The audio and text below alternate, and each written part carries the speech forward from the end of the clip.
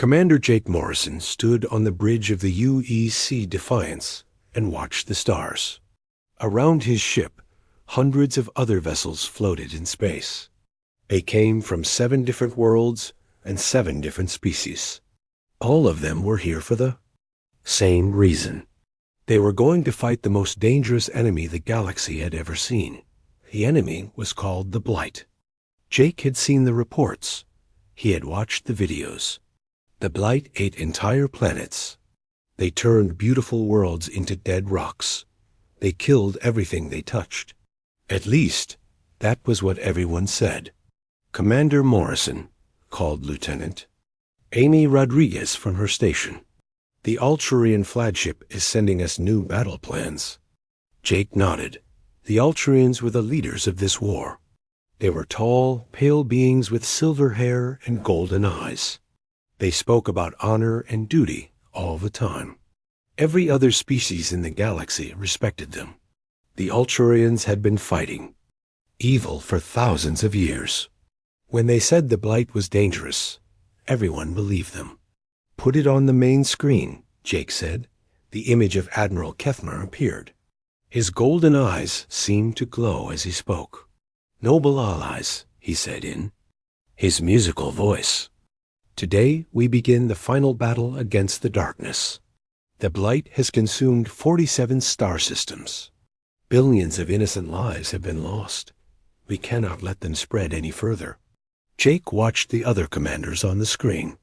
Captain Veltar of the Alturians looked proud and determined. Commander Jex of the Vex-High warrior race was sharpening his claws. The Vex-High loved to fight, especially when they thought they were fighting for something good. The peaceful Zelenites were there too, their blue skin glowing softly. Even they supported this war, which meant it had to be right. The Zelenites never fought unless they had no choice. "The Blight ships are made of living metal," Admiral Kethmer continued. "They heal themselves. They change shape. They are not like any enemy we have faced before. But we have studied them for 30 years. We know their weaknesses. We know how to hurt them." Jake frowned. Something about that bothered him, but he could not say what. The Admiral kept talking about the battle plans, but Jake found himself thinking about other things. How did the Alturians know so much about the Blight? How had they studied an enemy for 30 years without anyone else seeing them up close? "Sir?" Amy was looking at him. The Admiral was asking for confirmation. Jake shook his head and focused. "On the screen, the human fleet is ready, Admiral. We will follow your orders." "Excellent," Kethmer said. "Remember, the Blight cannot be reasoned with. They do not think like us. They only want to consume and destroy. Show them no mercy, for they will show none to you." The transmission ended. Jake stared at the blank screen for a moment. Around the bridge, his crew was busy preparing for battle. They all looked confident. They all believed they were doing the right thing. Dr. Ben Carter walked onto the bridge. He was the ship's chief medical officer, a quiet man with gray hair and kind eyes. "Jake," he said softly, "can I talk to you for a minute?" They walked to Jake's ready room, a small office behind the bridge. Ben closed the door and sat down. He looked worried. "What is it, Ben?" Jake asked.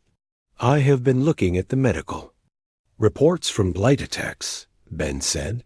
"Something does not add up." "What do you mean?" Ben pulled out a data pad and showed Jake some readings. "These are supposed to be from people who survived Blight encounters. But look at these numbers. The radiation levels are all wrong. The biological markers do not match what we would expect from the kind of attack the reports describe." Jake studied the data. He was not a doctor, but he could see what Ben meant. The numbers did not look right. "Maybe the Blight affects people in ways we do not understand," he said. "Maybe," Ben said. "Or maybe the reports are wrong." Before Jake could answer, Amy's voice came over the intercom. "Commander, you need to see this." They hurried back to the bridge. Amy was at her station, looking at intelligence reports. "I have been going through the data on blight attacks," she said. "Every single report comes from the same source. All the information we have about the blight has been filtered through Alturian intelligence networks."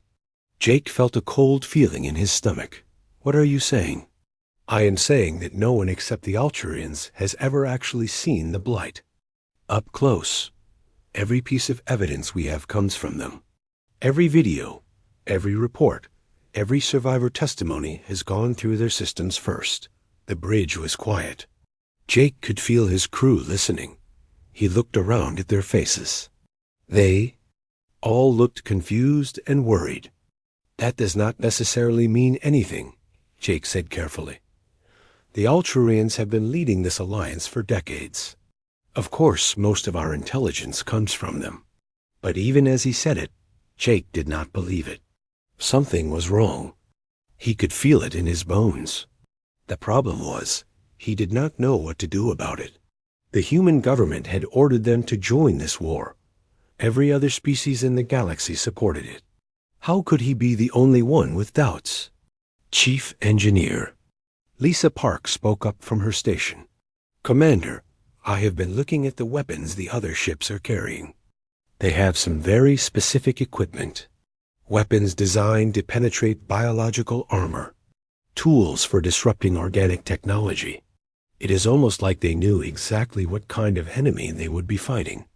They have been preparing for this. War for 30 years, Jake said. Of course, they know what weapons to bring.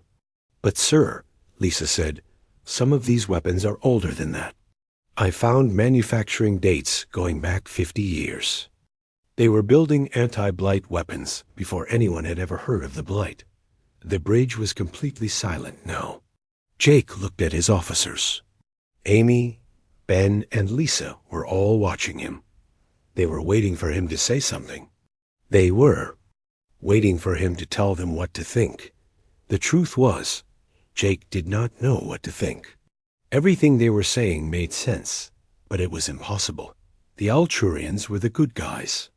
They had always been the good guys. They protected the innocent and fought against evil. Every child in the galaxy grew up hearing stories about Alturian heroes. But what if the stories were wrong? Keep this information to yourselves for now, Jake said finally. We are about to jump into hyperspace. Once we are in Blight territory, we will have our answers. If the Blight are really as dangerous as they say, we will see the evidence with our own eyes. His crew nodded, but Jake could see the doubt in their faces. The same doubt he was feeling. The intercom crackled. All ships, prepare for hyperspace jump. We reached the Blight home system in 6 hours. Jake looked out at the stars one more time. In 6 hours, they would either be fighting the most evil force in the galaxy, or they would discover that everything they believed was a lie. He was not sure which possibilities scared him more. The stars stretched into lines of light as the fleet jumped to hyperspace. There was no turning back now. The hyperspace journey would take 6 hours. For most of the crew, it was time to rest and prepare for battle. For Amy Rodriguez, it was time to dig deeper into the mystery that was bothering her. She sat alone in the intelligence center, surrounded by screens showing data from across the galaxy. Officially, she was supposed to be studying Blight battle tactics. Instead, she was looking for something else. She was looking for the truth. Amy started with the first reported Blight attack, 30 years ago. According to the records, a mining colony called Haven's Rest had gone silent. When the rescue ships arrived, they found the planet stripped bare. Every building was gone. Every person was missing. The only thing left was a strange, dark substance covering the ground. But as Amy dug deeper, she found something odd. The rescue mission had been led by Alturian ships. The investigation had been conducted by Alturian scientists. The survivors who escaped had been interviewed by Alturian intelligence officers. There were no independent witnesses. No one else had ever seen the actual damage. She pulled up more attack reports. The pattern was always the same. Ultrarian. Forces would receive a distress signal. They would arrive to find a dead world. They would investigate and conclude that the Blight was responsible. Then they would share their findings with the rest of the galaxy. Amy rubbed her tired eyes. It was possible that this was just how things worked. The Ultrarians were the most advanced species in the galaxy. They had the best chips and the best technology. Of course, they would be the first to respond to attacks, but it was also possible that something else was going on. Meanwhile, on the other side of the ship, Dr. Ben Carter was having his own doubts. He had been given medical samples from Blight attack sites. The samples were supposed to show the biological effects of Blight infection. But the more Ben studied them, the more confused he became. The samples did not show signs of disease or parasitic infection. Instead, they showed signs of enhancement. The cellular structures were stronger and more efficient than normal. The DNA had been improved, not damaged. It was as if something had been trying to make these organisms better, not destroy them. Ben ran the tests again, thinking he had made a mistake. The results were the same. Whatever had affected these samples, it was not the destructive force the reports described. It was something that healed and improved living things. He thought about taking his findings to Commander Morrison. But what? Would he say? That the medical evidence did not match the official story? That maybe the Blight were not actually harmful? It sounded crazy, even to him. 3 hours into the journey, Jake Morrison called a meeting with his senior staff. They gathered in the conference room, speaking in quiet voices. Jake looked around the table at Amy, Ben, and Lisa. These were people he trusted with his life. If anyone could help him figure out what was going on, it was them. "I have been thinking about what we discussed earlier," Jake said. "I want to hear everything you have found, no matter how strange it seems." Amy went first. She explained about the attack reports and how they all came from Ultrarian sources. She showed them the data patterns and the suspicious timing of events. When she was done, Ben shared his medical findings. The samples that were supposed to show Blight damage actually showed improvement and healing. Lisa had been busy too. She had been studying the technical specifications of the weapons their allies were carrying. "These weapons are not just designed to fight biological enemies," she said. "They are designed to fight one specific type of biological enemy. The targeting systems, the frequency modulators, the power settings, everything is calibrated for creatures that match the exact description of the Blight." "That could just mean the Ultrarians are good at planning ahead," Jake said. "Sir, some of these weapon designs are over 100 years old. I found patents and blueprints in archive databases. Someone has been planning to fight the Blight since before any of us were born." The room was quiet. Jake could see his officers trying to process what they had learned. It was a lot to take in. "There is something else," Amy said. "I managed to access the communication logs between our allied species. Each race has been told slightly different things about the Blight threat." She brought up her data on the main screen. "The Ultrarians believe the Blight wants to corrupt their genetic purity. The Vexhai think the Blight dishonors the warrior code by fighting without honor. The Zelenites fear that the Blight will disrupt the natural harmony of the galaxy. The Corithans worry that the Blight represents chaos that cannot be analyzed or understood." Jake studied the information. "You are saying that each species has been given a version of the threat that specifically targets their cultural fears." "Exactly. It is like someone studied each race and figured out exactly what would make them willing to fight." Ben leaned forward. "That level of psychological manipulation would require decades of planning and intimate knowledge of how each species thinks." "The Ultrarians have been our allies for over a century," Lisa pointed out. "They would know us well enough to do something like this." Jake felt sick. Everything his officers were saying made sense, but he did not want to believe. The Ultrarians were supposed to be the good guys. They had saved his planet when he was a child. They had taught humanity about space travel and advanced technology. They were heroes. Even if all of this is true, Jake said, we do not know what it means. Maybe the Ultrarians are just being careful. Maybe they are trying to protect us from something we do not understand. Or maybe, Amy said quietly, they are lying to us about everything.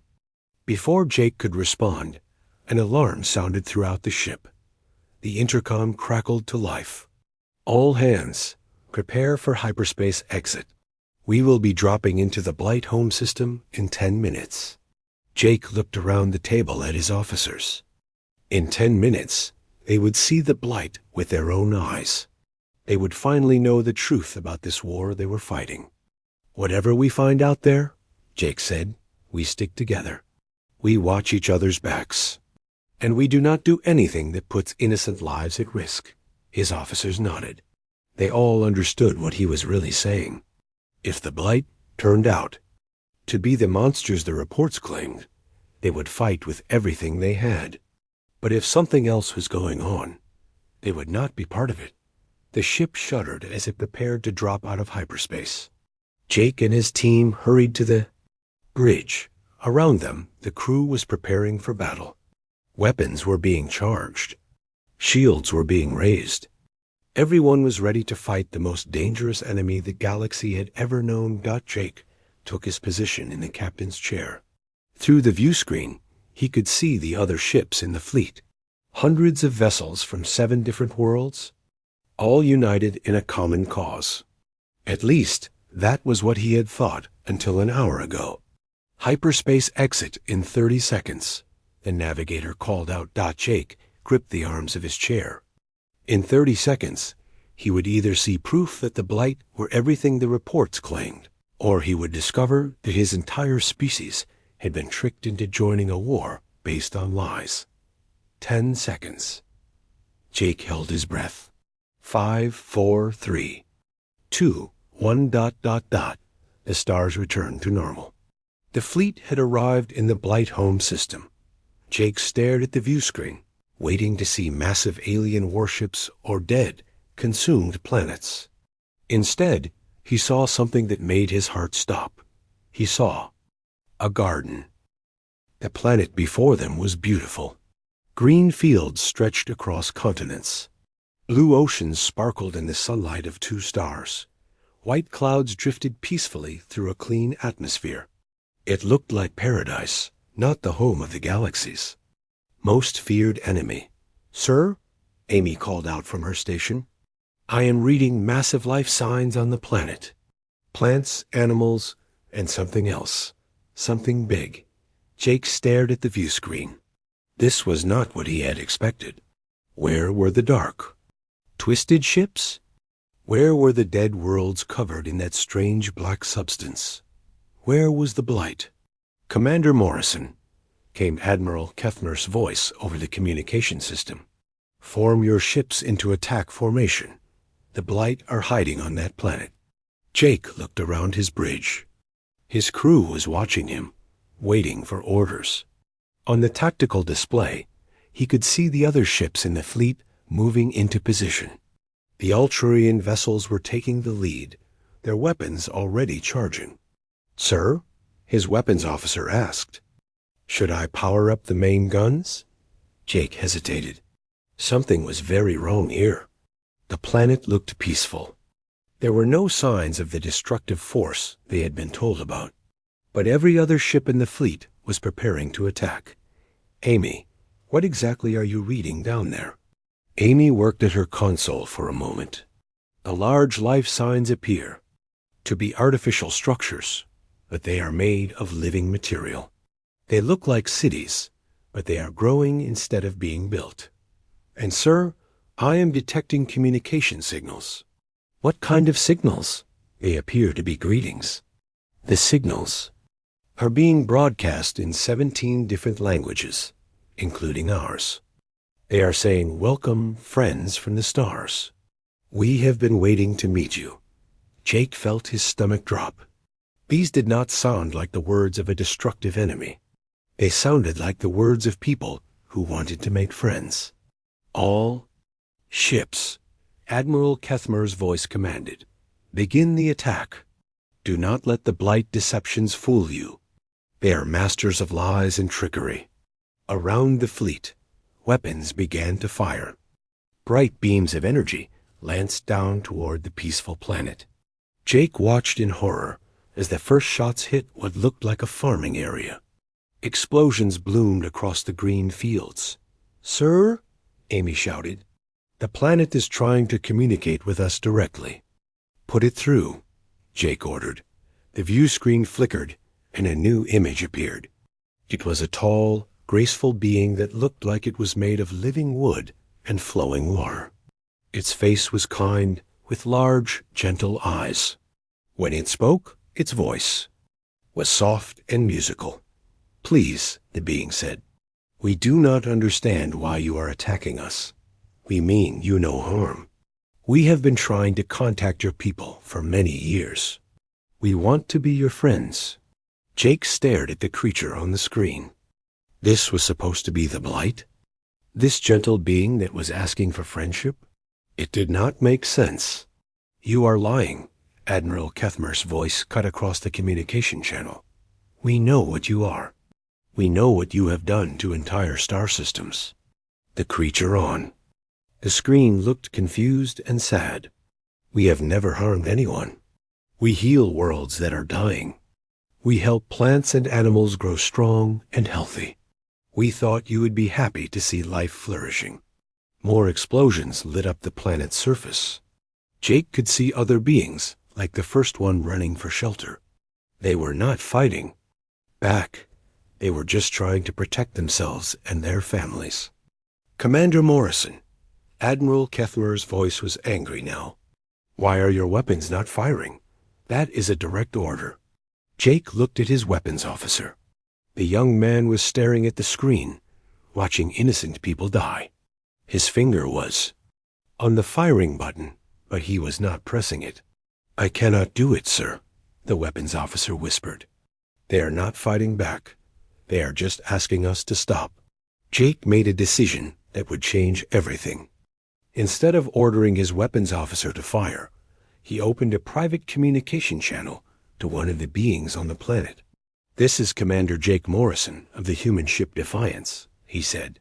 "Can you tell me what you really are?" "What do you call yourselves?" The gentle being looked directly at him through the screen. "We are the cultivators. We grow things. We heal things. We make dead worlds live again. For 60 years, we have been trying to contact the other people of the galaxy. We wanted to share our gifts with everyone. The reports say you have destroyed 47 star systems." The cultivator looked even more confused. "We have visited 47 systems, yes, but we did not destroy them. We healed them. Dead planets became gardens. Poisoned worlds became clean. We left them better than we found them." Jake felt like the ground was falling out from under him. "Then why do the reports say you destroyed them?" "We do not know. After we finished healing each world, ships would come.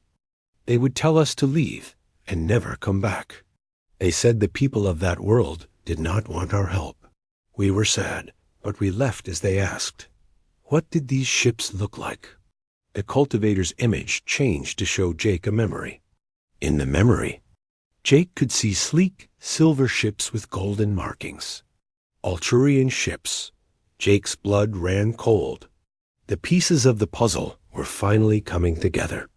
The Alturians had been following the cultivators from world to world. After the cultivators healed each planet, the Alturians would arrive and claim it had been attacked. They would evacuate anyone who had seen the truth and tell the galaxy that another world had fallen to the Blight. "Commander Morrison," Admiral Kethmer's voice was furious. "Stop talking to the enemy and open fire immediately." Jake looked around.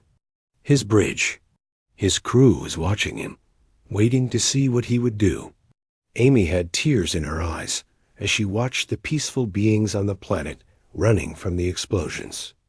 Ben was staring at his medical readings, which probably showed that these creatures were exactly what they claimed to be, healers. Jake knew that if he refused to fight, he would be branded a traitor. His ship would be destroyed by his own allies. His crew would die because of his decision. But he also knew that if he attacked the planet, he would be murdering innocent people. People who had done nothing wrong except try to heal a broken galaxy. "Amy," Jake said quietly, "can you broadcast on all frequencies? I want every ship in the fleet to hear this." "Yes, sir." Jake took a deep breath. What he was about to do would either save innocent lives or get them all killed. Maybe both. "This is Commander Jake Morrison of the U-East Science," he announced. "I am broadcasting evidence that we have all been lied to about the nature of this war." The fleet communications exploded with angry voices. Admiral Kethmer was shouting orders. Other commanders were demanding to know what Jake was doing. Jake ignored them all. "Amy, transmit everything we have discovered. The medical evidence, the intelligence reports, the communication logs. Show them the truth about who the cultivators really are." Amy's fingers flew over her console. Within seconds, every ship in the fleet was receiving data that proved the Blight were not destroyers, but healers. The evidence showed how the Alturians had been manipulating each species with customized propaganda. It revealed the weapons that had been built decades before the Blight were supposedly discovered. For a moment, the fleet communications went silent. Jake could imagine the commanders on each ship staring at the evidence, trying to understand what it meant. Then Captain Veltar of the Alturians spoke up. "This evidence has clearly been fabricated by the Blight to confuse us.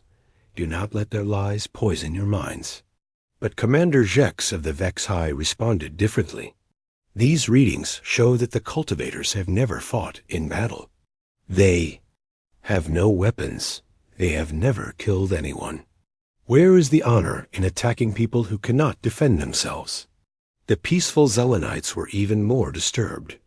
If these beings are truly healers as they claim, then attacking them would bring great imbalance to the galaxy. "We cannot be part of such an action." Jake felt a spark of hope. Maybe some of the other species would listen to reason. Maybe they could stop this war before more innocent people died. But Admiral Kethmer was not giving up. "All ships, ignore the human lies and continue the attack. Anyone who refuses to fight will be branded a traitor and destroyed." The moment of truth had arrived. Each ship in the fleet had to choose. Follow the Alturian orders to attack innocent people, or stand with the humans and protect the CULTIVORS.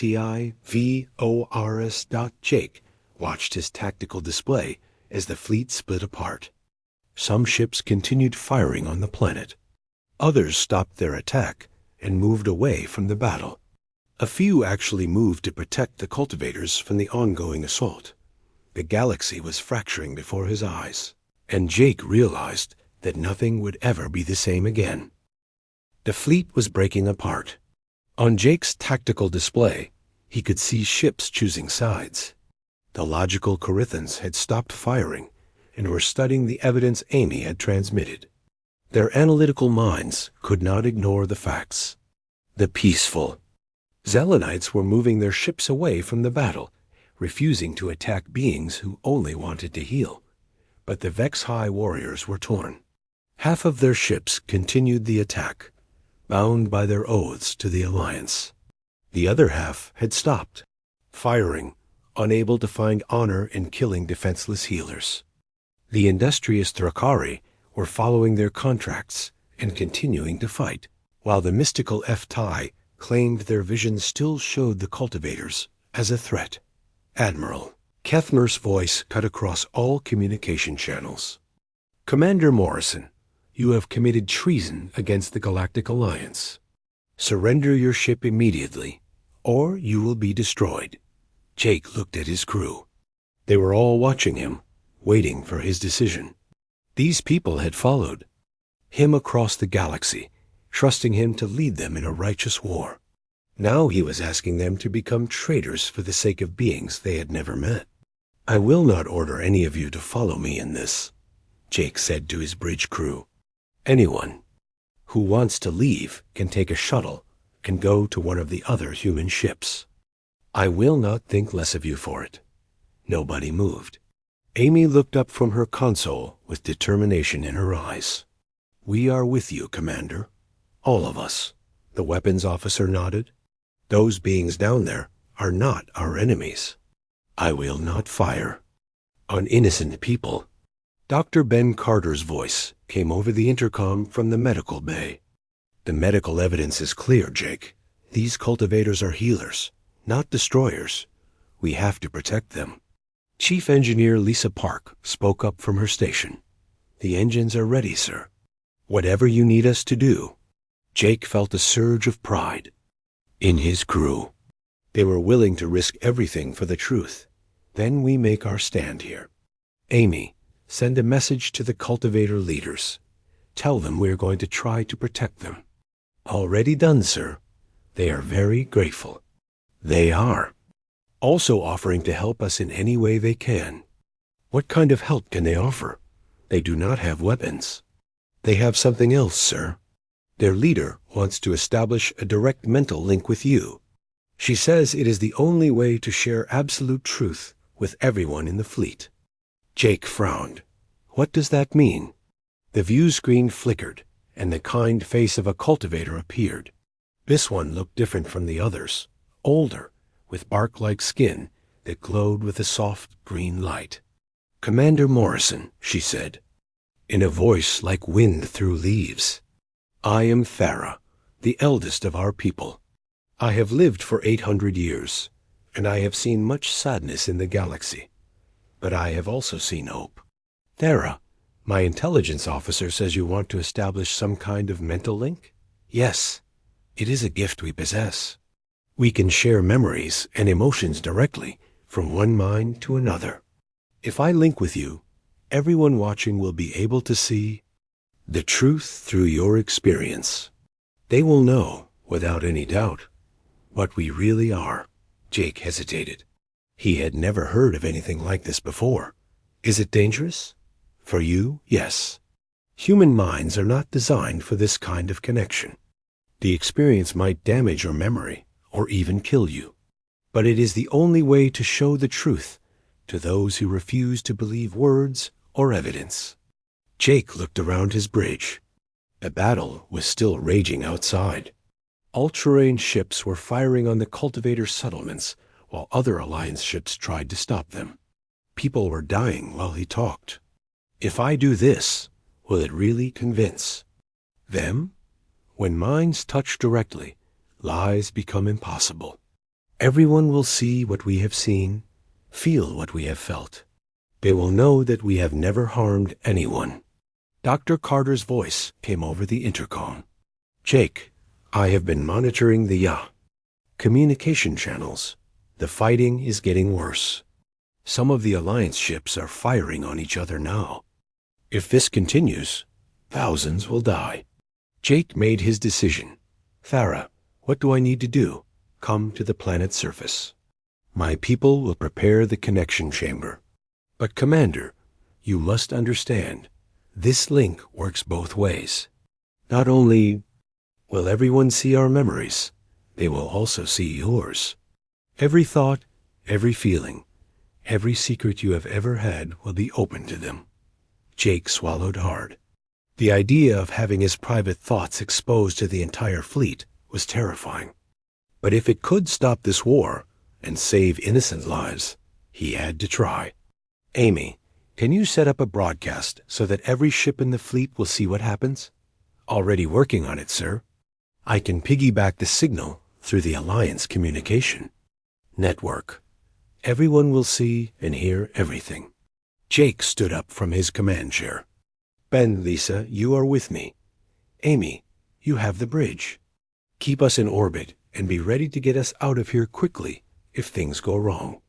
20 minutes later, Jake found himself standing in a strange living chamber on the planet's surface. The walls seemed to be made of twisted trees that grew together to form a dome. The floor was soft moss that glowed with bioluminescent patterns. It was beautiful, but also alien in a way that made Jake uncomfortable.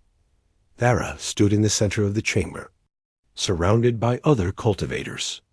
They were all different. Some looked like walking trees, others like flowing water given form, still others like living crystal formations. But they all had the same gentle, kind eyes. "Commander," Thara said, "before we begin, you should know what you will see in our memories. You will experience 800 years of trying to heal broken worlds. You will feel our sadness every time we were turned away from planets we could have saved. You will understand why we kept trying, even when it seemed hopeless. And what will you see in mine? Everything that made you who you are.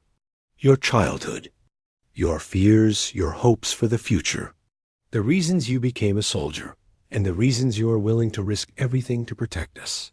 Jake nodded. Around the chamber, strange devices that looked like flowering vines began to glow. He could feel something in the air, like electricity before a thunderstorm. "Are you ready, Commander?" Jake looked up at the ceiling of the chamber, where he knew his ship was waiting in orbit. He thought about Amy and the rest of his crew, watching and waiting to see what would happen. He thought about the thousands of ships in the fleet, and the billions of people across the galaxy who believed they were fighting a war against evil. "I am ready." Thara stepped forward and placed her hands on Jake's temples. Her touch was warm and gentle, like summer rain. But immediately, Jake felt something else, a presence in his mind that was not his own. The connection exploded across his consciousness like lightning. Suddenly, he was not just Jake Morrison anymore. He was also Thara, experiencing her 800 years of life in a single instant. He felt the joy of bringing dead worlds back to life. He experienced the sorrow of being driven away from planets they could have healed. He understood the cultivators' confusion when they learned that people across the galaxy saw them as monsters instead of helpers. But the connection went deeper than memories. Jake could feel Thara's emotions as if they were his own.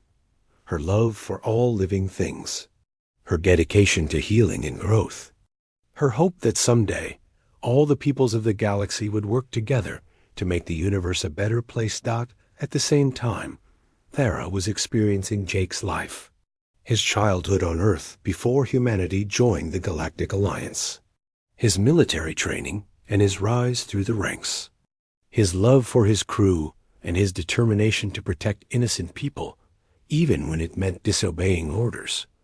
The mental link expanded, reaching out through the broadcast equipment Amy had set up. Across the fleet, thousands of beings suddenly found themselves sharing the experience. They felt what Jake felt. They saw what Thara saw. They understood, with absolute certainty, what the cultivators really were. The effect was immediate and dramatic. On the communication channels, Jake could hear voices of wonder and shock. The Corithans were amazed by the scientific possibilities of cultivator biotechnology. The Zelenites were moved to tears by the cultivators' dedication to healing. Even some of the Vex High were expressing admiration for beings who had endured centuries of rejection without becoming bitter or angry. But Admiral Kethmer's voice cut through it all, filled with rage and desperation. "It is a trick," he shouted. "The Blight are masters of deception. They are poisoning your minds with false visions." Jake, still connected to Thara's mind, could feel the Admiral's words like physical blows. But he could also feel something else, a dark secret that Kethmer was desperately trying to hide. Through the mental link, Jake saw the truth about the Alturian Admiral. Kethmer knew exactly what the cultivators were. He had always known. The Alturians had been following the cultivators for decades, claiming their healed worlds as Alturian colonies. The war was not about protecting the galaxy from a terrible threat. it was about. Through the mental link, Jake saw the horrible truth. Admiral Kethmer had been stealing worlds that the cultivators had healed. For 60 years, the Ulturians had followed the gentle healers from planet to planet. They would wait until the cultivators finished their work, turning dead rocks into garden worlds. Then the Ulturians would claim the planets for themselves and tell everyone that the Blight had attacked. The mental connection let every ship in the fleet see these memories. They watched as Ulturian forces murdered cultivator ambassadors who tried to make peace. They saw Ulturian scientists study cultivator technology so they could build weapons to fight them. They witnessed decades of lies and betrayal, but Admiral Kethmer was not finished. His voice came over the communication system, filled with madness and rage. "If we cannot have the galaxy under Ulturian leadership," he screamed, "then no one will have it at all." Jake felt a chill of terror run through the mental link. Through Thara's enhanced senses, he could detect something terrible happening on the Ulturian flagship. Energy levels were rising to dangerous levels. The ship's power core was being overloaded. "He has a quantum cascade bomb," Jake whispered, the words coming from both his own knowledge and Thara's understanding. "He is going to destroy the star." The cascade weapon was the most terrible device ever created. It could make a star explode, destroying everything in the solar system. Jake had heard rumors that such weapons existed, but he had never believed anyone would be crazy enough to use one. "All ships retreat immediately," Jake shouted into his communicator. "The Ulturian flagship is going to explode the star. Everyone needs to get to hyperspace now." But even as he said it, Jake knew it was too late. The cascade weapon took several minutes to charge, but once it fired, there would be no escape. The star would become a supernova, and the explosion would be faster than any ship could travel. Through the mental link, Thara shared her people's thoughts. The cultivators had a way to absorb the cascade energy and turn it into life instead of death. But it would require one of their ships to get very close to the weapon when it fired, close enough that they would be destroyed in the process. "We will do this," Thara said, her mental voice calm and peaceful. "It is what we do. We turn death into life." "No," Jake said. "There has to be another way." But there was no time to find another way. On his ship's sensors, Jake could see the energy building up in the Ulturian flagship. In less than 2 minutes, the weapon would fire and kill everyone in the system. Jake made a decision that surprised everyone, including himself. Through the mental link, he projected his thoughts to every ship in the fleet. "This is Commander Jake Morrison. I'm going to ram the Ulturian flagship with my ship.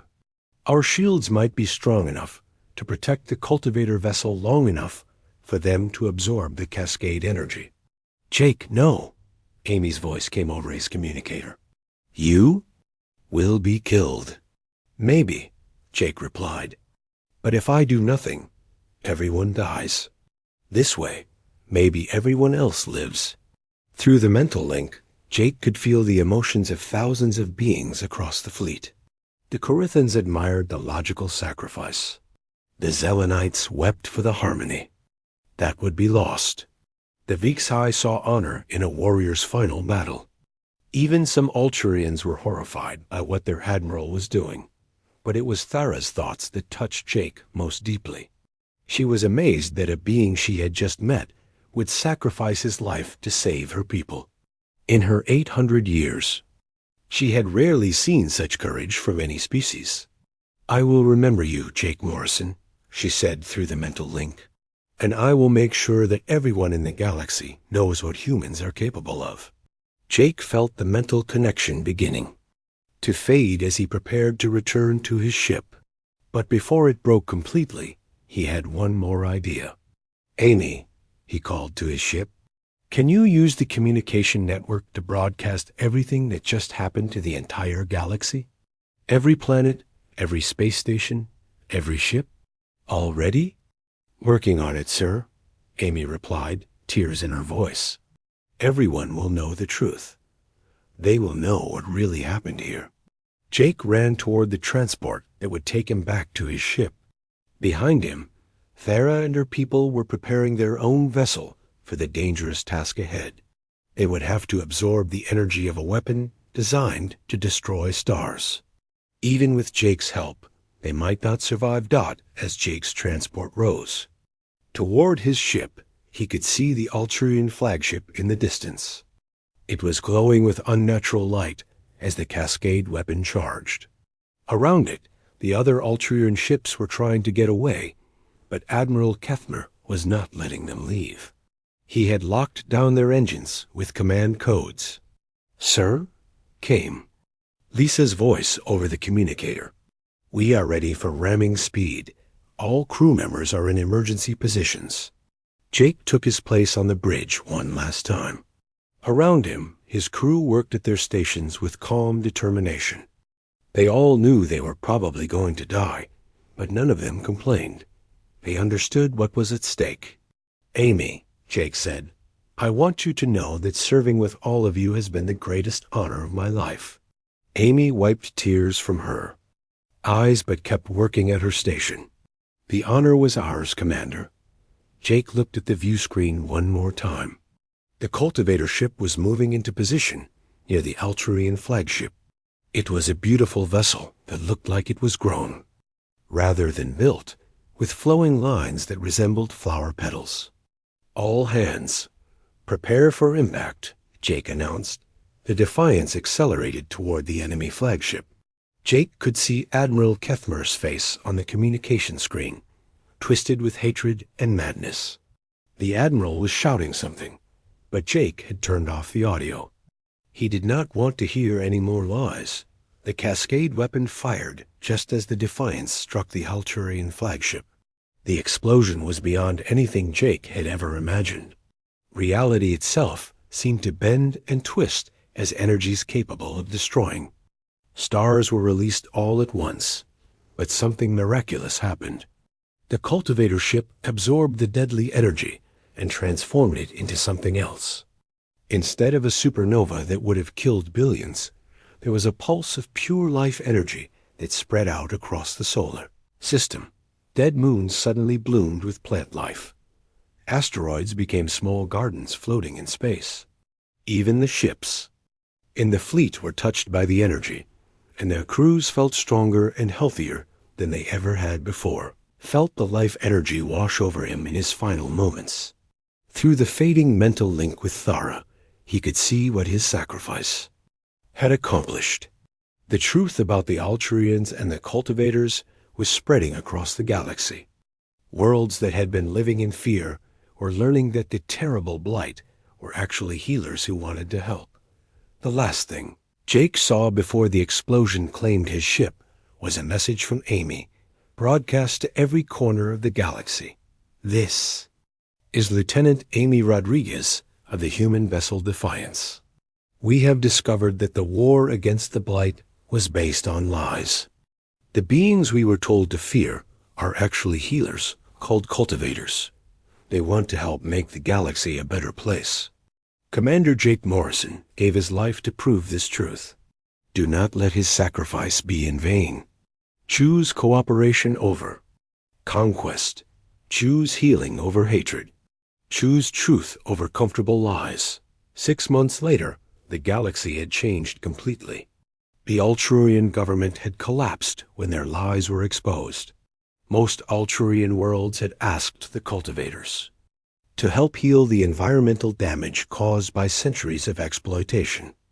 The Galactic Alliance had been reformed as a true partnership between all species. Dr. Ben Carter now worked with cultivator healers, developing new medical techniques that could cure diseases thought to be incurable. Amy Rodriguez led a new organization, dedicated to making sure that no species could ever again deceive the galaxy on such a massive scale. Chief Engineer Lisa Park designed new ships that combined human technology with cultivator biotechnology. On the anniversary of Jake Morrison's sacrifice, representatives from every species in the galaxy gathered at a memorial built where the battle had taken place. The memorial was grown rather than built, a living tree that would continue growing for thousands of years. Amy Rodriguez spoke at the ceremony. Her words broadcast to billions of worlds. Jake Morrison and his crew chose truth over lies, even when the truth was dangerous. They chose to protect innocent life, even when it meant being called traitors. They showed us that sometimes the hardest thing to do is also the right thing to do. Let us remember their courage, and let us make sure that their sacrifice leads to a better galaxy for all of us. As she spoke, cultivator gardens bloomed on worlds across the galaxy, turning dead planets into places where all species could live and thrive together. It was exactly what Jake Morrison had hoped for when he made his final choice. The galaxy had learned that sometimes the greatest enemy is not the one you are told to fear, but the one who tells you who to fear.